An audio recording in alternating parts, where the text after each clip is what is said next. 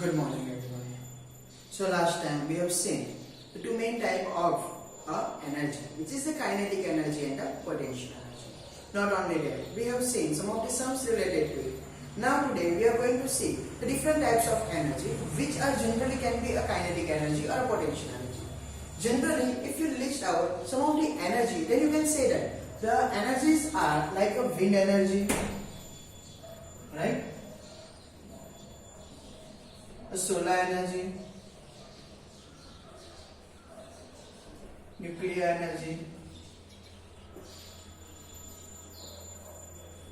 heat energy,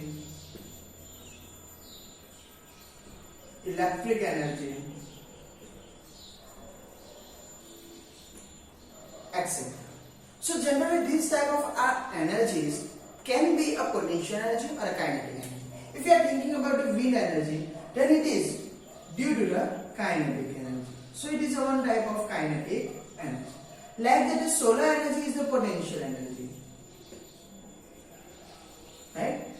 The process done in the core of a sun produces an energy which is the solar energy. So there is an energy due to the construction of the core of a sun. The construction is changed due to which the energy is changed, and that energy is given as a solar energy. So it is the potential. Like that, the nuclear is also the potential energy because of the change of a whole construction of atoms. Like that, the heat energy is the kinetic energy.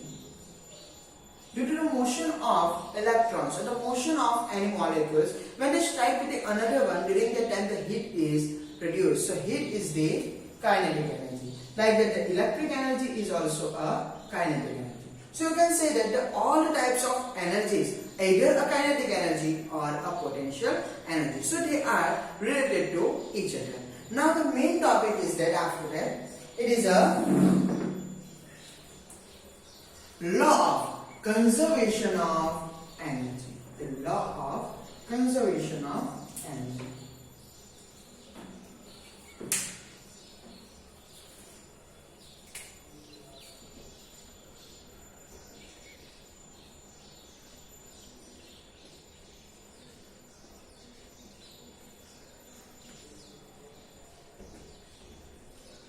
According to the name, the energy is always conserved. Means it will not destroy or it can't be produced. The total energy in the whole universe is always constant. Right? So what is the law of conservation of energy? The law of conservation of energy is that the energy never be destroyed nor be created. Right? The energy can't be destroyed and can't be created. The total energy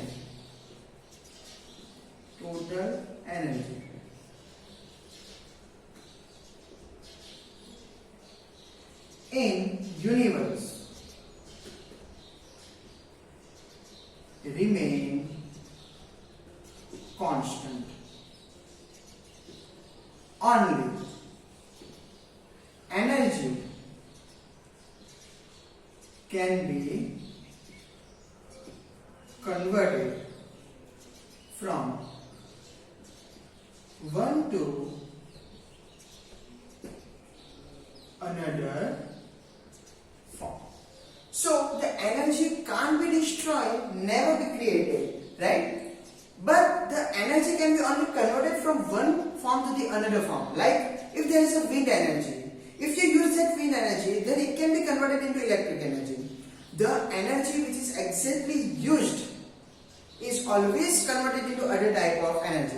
When we run, during that time, we just becomes a tired. What is the reason behind it? That the reason is we are using our energy. And that energy never be destroyed, but that energy is converted into heat energy, and then it is dissipated in the whole atmosphere.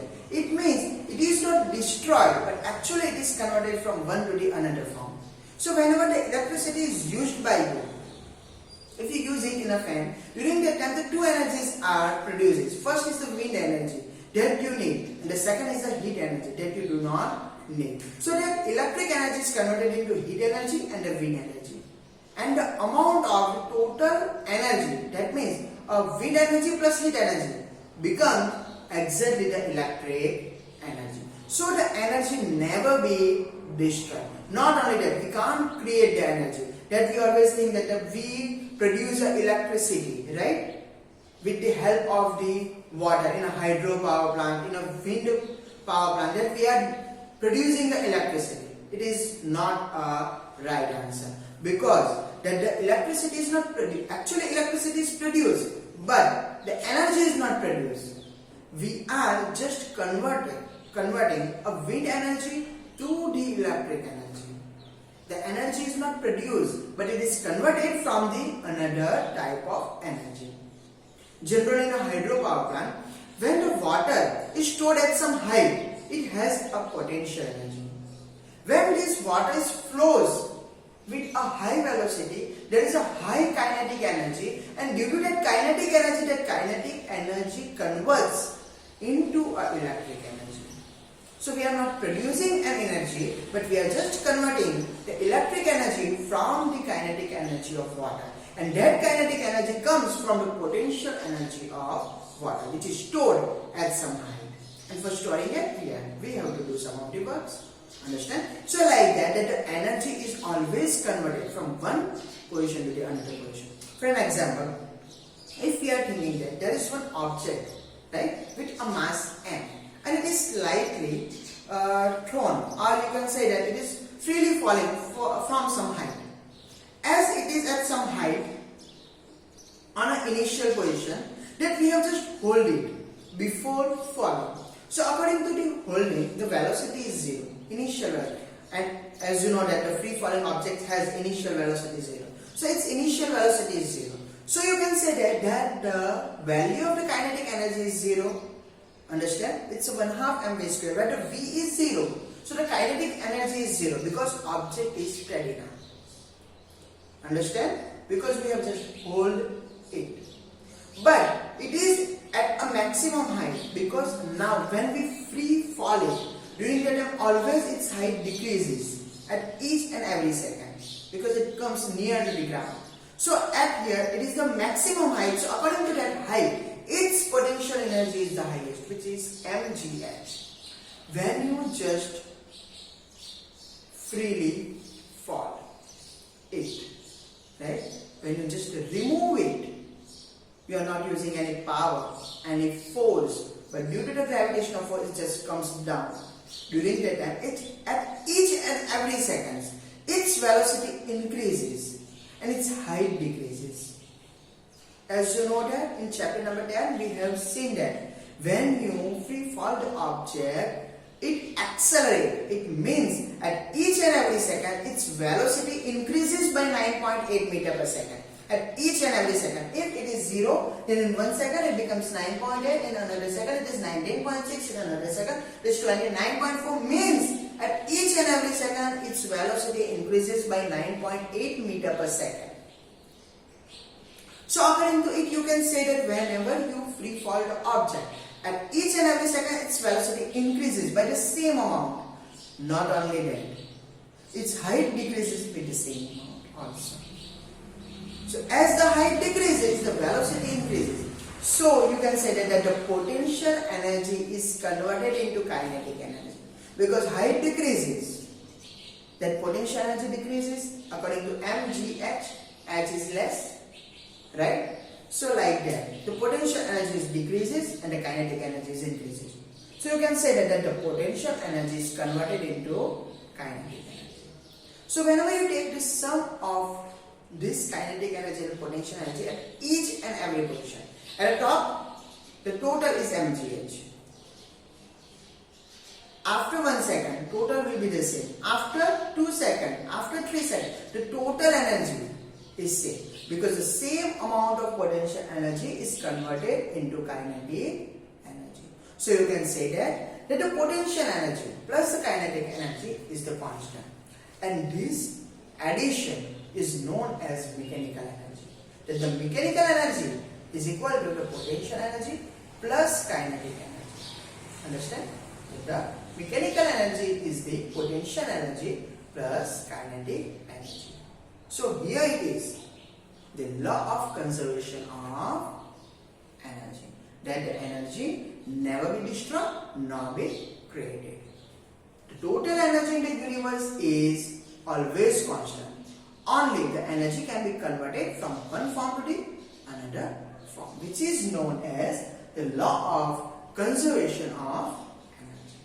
Right? Now, there is one another topic which is known as rate of doing work. Right? The rate of doing work.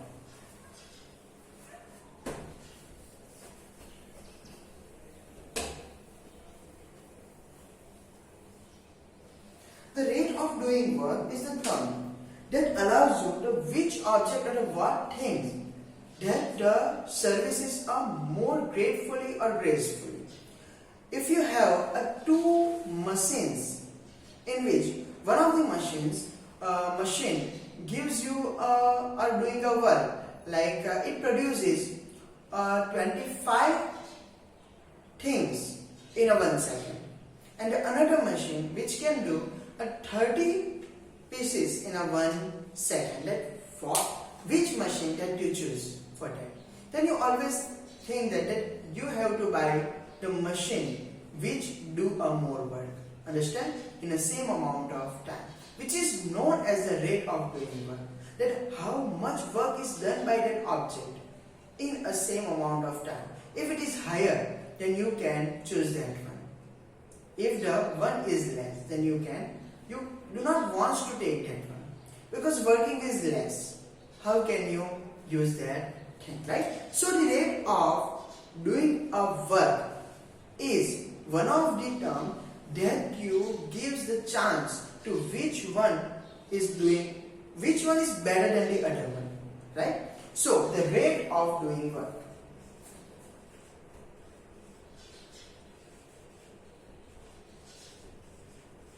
Do you know what is called? It is called a power.